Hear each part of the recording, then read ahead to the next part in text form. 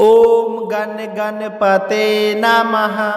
आज आप सुनेंगे वाल्मीकि रामायण बालकांड का 51वां सर्ग। तो प्रेम भाव से कहिए गणेश जी महाराज की जय हो, सियावर रामचंद्र भगवान की जय हो, हनुमान जी बाबा की जय हो, श्री राम दरबार की जय हो।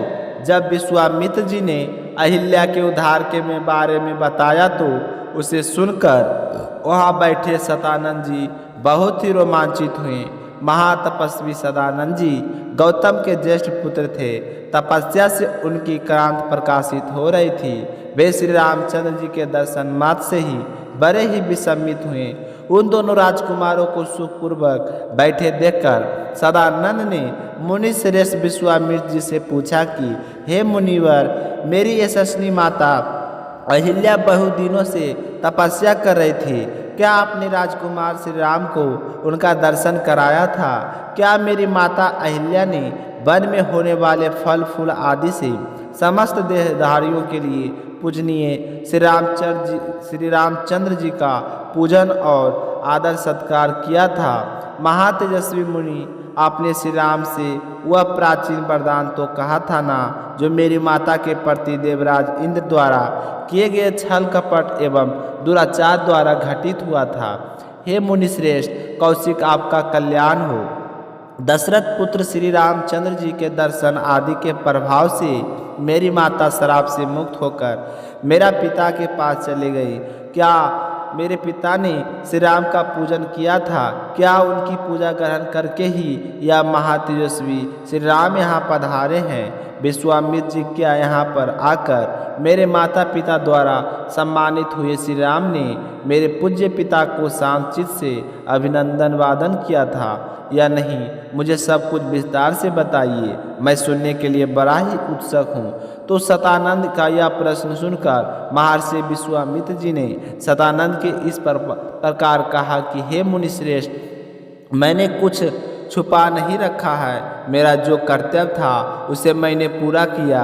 महर्षि गौतम से उनकी पत्नी अहिल्या उसी प्रकार मिली जैसे भिंगुबसी जमदग्नि से रेणुका मिली थी। विश्वामित्र जी की यह बात सुनकर महातेजस्वी सदानंद ने श्री रामचंद्र जी से कहा कि दशरथ पुत्र श्री राम, आपका स्वागत है।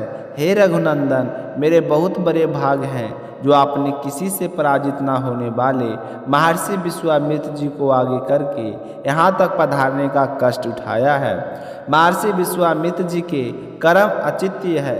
यह तपस्या से ब्रह्म ऋषि पद को प्राप्त हुए हैं। इनकी कांत असिंक है। आप यह महातेजस्वी हैं, मैं इनको जानता हूँ। यह जगत के परम हितैषी हैं। हे श्री राम, इस पृथ्वी पर आपसे बढ़कर कोई दूसरा पुरुष नहीं है, क्योंकि कुशिक नंदन विश्वामित्र जी आपके रक्षक हैं, जिन्होंने बड़े भारी तपस्या की है। मैं महात्मा कौशिक के बल और स्वरूप का यथार्थ वर्णन करता हूँ। जो मैं आपको बता रहा हूँ, आप उसे ध्यान लगाकर सुनना। विश्वामित्र जी पहले एक धर्मात्मा राजा थे। उन्होंने शत्रुओं के दमन पूर्वक दीर्घकाल तक राज किया था। यह धर्मज्ञ और विद्वान होने के साथ ही प्रजा वर्ग के हित के साधन में तत्पर रहते थे। प्राचीन काल में उस नाम से प्रसिद्ध एक राजा हुए थे। वे प्रजापति के पुत्र थे। उनके बलवान पुत्र का नाम कुनाव था। वह बड़ा ही धर्मात्मा था। कुशनाव के पुत्र गादी नाम से विख्यात थे। उन्हीं गादी से महातेजस्वी पुत्र या महामुनि विश्वामित्र जी हैं। महातेजस्वी राजा विश्वामित्र जी ने कई हजार वर्षों तक इस पृथ्वी का पालन तथा राज का शासन किया था। एक समय की बात है, महातेजस्वी राजा विश्वामित्र जी ने सेना एकत्रित करके एक अछनी सेना के साथ पृथ्वी पर बिछड़ने लगे। वे इस तरह बिछड़ते हुए अनेक नगरों, राष्ट्रों, नदियाँ, बड़े बड़े पर्वत और आश्रमों में विचरते हुए महर्षि वशिष्ठ जी के आश्रम पर पहुँच गए। उनका आश्रम बहुत ही सुंदर था, जो नाना प्रकार के फलों से लदा और वृक्षों से शोभा पा रहा था। वह नाना प्रकार के मिंग और वन्य पशु सब ओर फैले हुए थे। फूलों पर भरे गुजर कर रहे थे और रंग बिरंगी तितलियाँ उड़ रही थी। कभी इस फूल पर कभी उस फूल पर, तथा सिद्ध और चरण के उस आश्रम में निवास करते थे। बड़ा ही मनोरम दृश्य था। देवता, दानव, गंधर्व और किन्नर उनकी शोभा बढ़ाते थे। शांत मेघ वहाँ भरे रहते थे।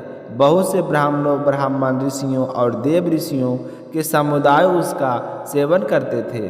तपस्या से सिद्ध हुए अग्नि के समान महातेजस्वी महात्मा तथा ब्रह्मा के समान महामहिम महात्मा सदा उस आश्रम में भरे रहते थे। उनसे कोई जल पीकर रहता था तो कोई हवा खाकर रहता था। कितने ही महात्मा फल फूल खाकर अथवा सूखे पत्ते चबाकर रहते थे। राग आदि दोषों से जीतकर मन और इंद्रियों पर काबू रखने वाले बहुत से ऋषि जप होम में हमेशा लगे रहते थे। बालखिल्य मुनिगण तथा अनन्याय बेखानस महात्मा जन जब ओर से उस आश्रम की शोभा बढ़ाते थे। इन सब विशेषताओं के कारण महर्षि वशिष्ठ जी का यह आश्रम दूसरे ब्रह्मलोक के समान जान पड़ता था। विजय वीरों के श्रेष्ठ महाबलशाली विश्वामित्र जी ने उनका दर्शन किया।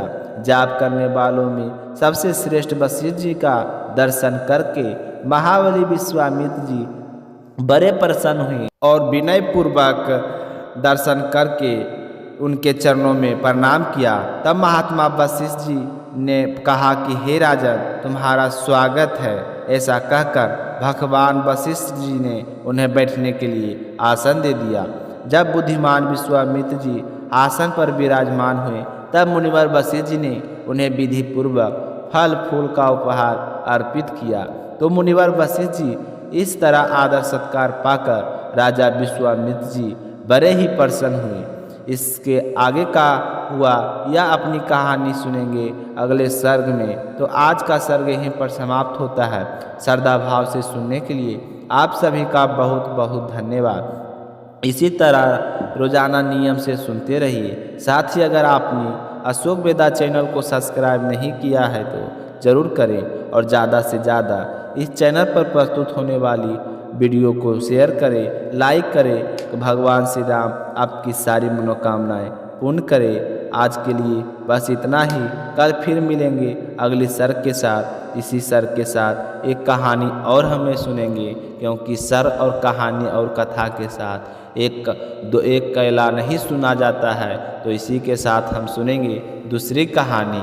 अब अगली कहानी अपने सुनते हैं भगवान श्री कृष्ण की परम भक्त कृष्णाबाई की कहानी। एक समय की बात है कि समुंदर के किनारे एक गांव में कृष्णाबाई नाम की एक बूढ़ी औरत रहती थी। वह भगवान श्री कृष्ण की परम भक्त थी। वह एक झोपड़ी में रहती थी। कृष्णाबाई का वास्तविक नाम सुखिया था, पर कृष्ण भक्ति के कारण लोग उन्हें कृष्णाबाई के नाम से पुकारने लगे। कृष्णाबाई लोगों को घरों का काम करके अपना जीवन यापन करती थी। कृष्णाबाई रोज फूलों की माला बनाकर दोनों समय श्री कृष्ण जी को पहनाती थी और जब भी लोगों के घरों का काम निपटा कर आती तो घंटे बैठकर श्री कृष्ण जी से बात किया करती थी। तो गांव के लोग सोचने लगे कि यह बुढ़िया तो पागल हो गई है। एक रात श्री कृष्ण जी ने उस बुढ़िया के सपने में आकर दर्शन दी और कहा कि कृष्णाबाई, तुम कल यह गांव छोड़कर दूसरे गांव चली जाना, क्योंकि यहाँ पर तो बहुत बड़ा भूजल आने वाला है। तो सुबह होते ही कृष्णाबाई ने अपना सामान इकट्ठा करना शुरू कर दिया और गांव वालों को भी बोल दिया कि कल मेरे सपने में कान्हा जी आए थे और वह कह रहे थे कि यहाँ पर बहुत बड़ा तूफान आने वाला है, तुम गांव छोड़कर दूसरे गांव में चली जाओ। तो उसकी बात सुनकर सारे लोग कहने लगे कि तुम तो पागल हो गए हो और सभी को पागल करोगी। किसी ने उसकी बात पर विश्वास नहीं किया। तो कृष्णबाई ने एक बैलगाड़ी मंगवाई और कान्हा जी की मूर्ति ली और सामान की गठरी बांधकर गाड़ी में बैठ गई। तो सारे लोग उसकी मूर्खता पर हंसने लगे।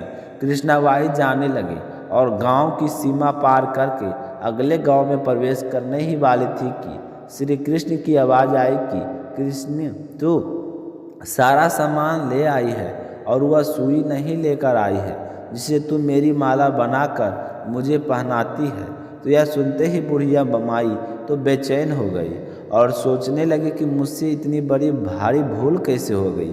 अब मैं कान्हा जी का माला कैसे बनाऊंगी। तो उसने गाड़ी वाले को रोका और कहा कि तुम रुको, मैं अभी आती हूँ।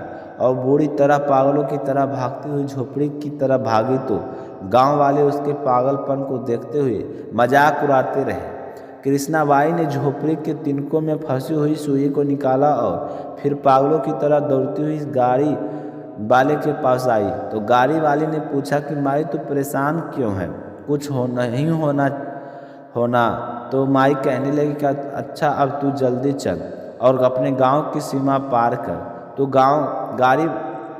गाड़ी वाले ने जैसे ही गांव की सीमा पार की तो समुद्र से एक जोर से लहर उठी और सारा गांव जल मग्न हो गया।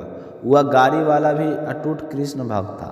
तो कृष्ण भगवान ने अपने दोनों भक्तों को सकुशल बचा लिया। जो भी भगवान श्री कृष्ण की सच्ची श्रद्धा भाव से पूजा करते हैं तो वो अपने भक्ति फिक्र भगवान श्री कृष्ण को हमेशा रहती है।